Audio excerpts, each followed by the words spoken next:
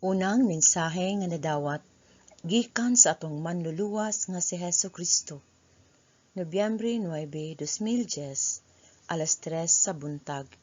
Ikaduhang mensahe sa Book of Truth. Ang mensahe. Tan-awa. Ang panahon haduol na kanimo aron isulti sa kalibutan nga ang hustisya moabot sa tanan nga modumili kanako. Ang akong kaluoy walay utlanan sa tanan nga mga nagasunod sa kamatuoran sa akong pag-anto sa krus.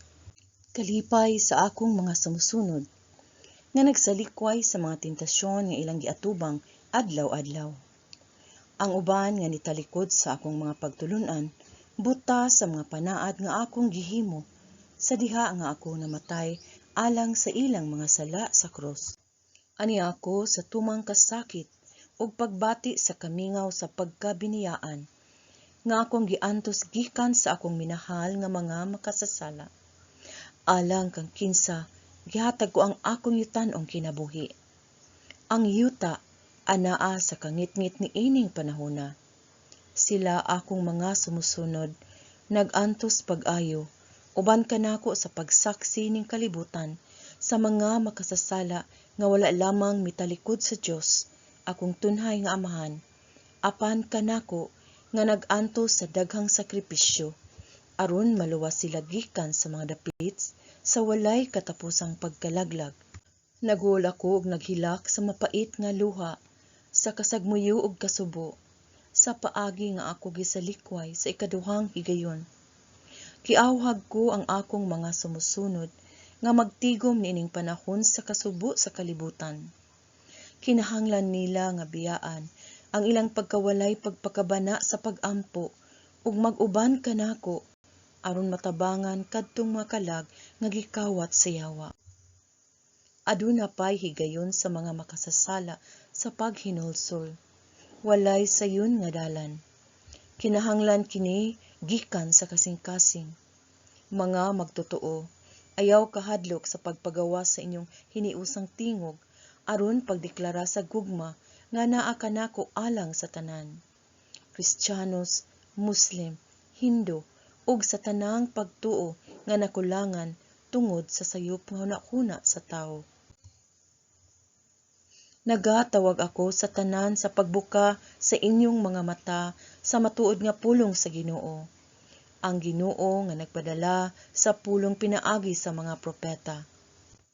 Ang kamatuoran gisulat o gidokumento sa balaan nga pulong sa mga kasulatan nga walay bisan kinsa nga tawo ang magtandog, makapausab o makasulay sa pagtuis sa iyang kaugalingon nga hubad.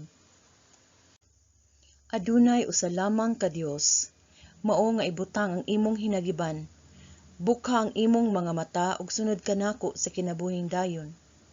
Gigugma ko kamong tanan, diin gihatag nako ang akong kinabuhi alang kanimo. Nakalimot ba ikaw niini?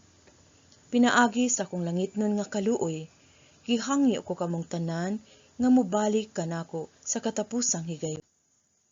Pinaagi sa akong kaluoy, nibalik ako sa kalibutan, aron pagsulay nga matabangan ko ikaw nga masud-ong ang imong kasing-kasing ug pangitaon ang kamatuoran.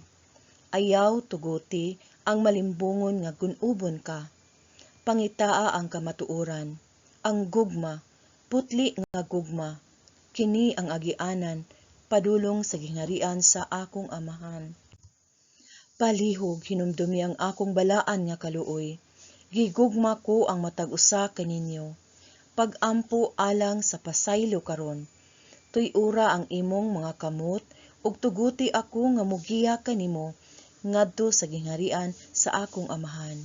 Mobalik ako sa yuta sama sa gitagna. Ang maong oras dali ra kaayo nga daghan ang dili andam. Daghan kaayo ang matingala ug mahadlok nga dili sila motuo nga kini nagakahinabo. Gamay na lang ang oras karon alang sa akong mga propeta nga makatabang sa pag-andam sa katawhan alang niining dakong panghitabo. Mga magtotoo, nanawagan ako sa inyong tanan nga magpatalinghog sa akong pahimangno. Ipakaylap ang kamatuoran, awhaga ang mga tao nga mangayo sa akong kaluoy. Akong paningkamutan nga maluwas ang matag usa nga kalag nga naghinulsol hangtod sa ilang katapusang gininhawa.